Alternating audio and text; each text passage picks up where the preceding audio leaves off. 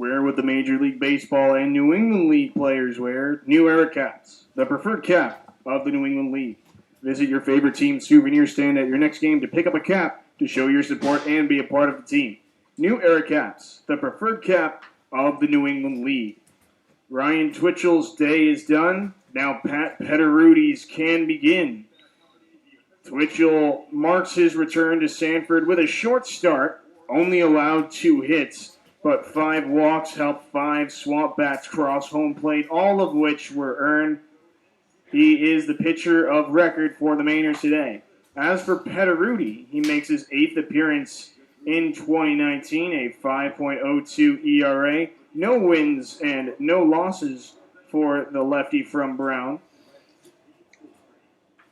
In 14 and a third innings pitched, he's allowed 14 hits, leading to 11 runs, 8 of which earned, 17 strikeouts to 10 walks. He'll face the same 3 hitters that led off the last inning for Keene: Andrew McNeil, Ryan Hogan, and David Matthews. Getting a shutdown inning here would be pivotal towards the Mainers' chances of getting back into this game. It all starts right now as they try to stop 2 batters that reached without putting the ball in play. McNeil takes his time as Petterudi comes to the rubber. He can now begin playing the top of the third. The lefty sets on the right side of the rubber. Buckley on the outside as McNeil shows bunt, pulls back, but it's a called strike 1. Petterudi put a lot of life on his fastball. McNeil committed to the bunt straight away, but his indecisiveness netted the called strike. McNeil's last time up, he scored after reaching on a walk, stole third on a double steal. Corner playing in as Petterudi loses the handle on a fastball, skips into home plate 1-1. McNeil, one of the oldest players on this Swamp Bats roster, a senior and an elder statesman. Petterudi right back to the rubber. His 1-1, a slider just a bit outside. Buckley tried to frame it, but Jesse West not giving the new Moose arm the benefit of the doubt. It's 2-1. McNeil looking for the same success he had leading off the third as he did in the second. He's in a good position to get on base for the second time. The 2-1, a check swing and a foul ball. Petterudi's had success with his fastball to start off this inning. We'll see if he goes to it again to try and retire Andrew McNeil. The lefty readjusting his white jersey. McNeil sets in his stance as Petterudi gets his pitch call. 2-2 count. The break even on its way. A fastball gets McNeil swinging for strike 3. There it is, the high heater, and Petterudi has a strikeout to open up the frame. The leadoff man is kept off base. Ryan Hogan bats with 1 away. He's one of a few Swamp Bats players that went 0 for 0 the first time through the order. Wore a fastball to reach base.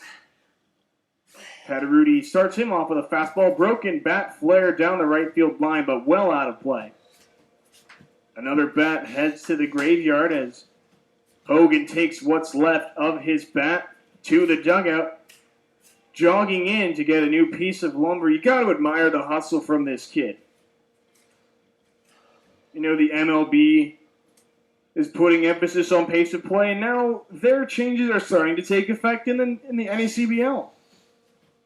Looked like Hogan was busting it down the line to get back to his own dugout. Fortunately for him, he has some spare lumber in reserve, and he's back in the box with bat number 2, awaiting pitch number 2. Petterudi stares down his catcher, the 0-1, another foul ball. This one keeps the bat intact, but Hogan behind 0-2. Petterudi's come out with a plan of attack in his first inning of relief, pounding the strike zone and getting swings and misses from Andrew McNeil and foul tips from Hogan.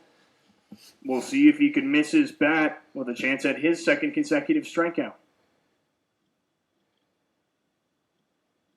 The 0-2, a fastball gets Hogan to chase. Pitch skips in for strike 3. The throw to first is in time. 2 up, 2 down with 2 punch-outs for Pat Petteruti. That's now 8 consecutive batters who have gone down on strikes.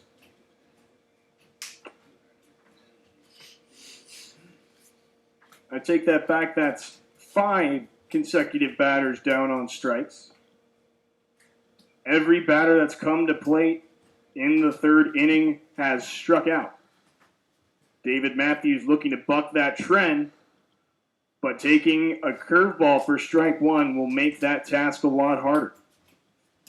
The big right fielder from Central Connecticut State, one of the biggest power threats in the entire NECBL, 7 home runs and 18 RBIs. The 0-1, another fastball, sailing a bit wide, 1-1.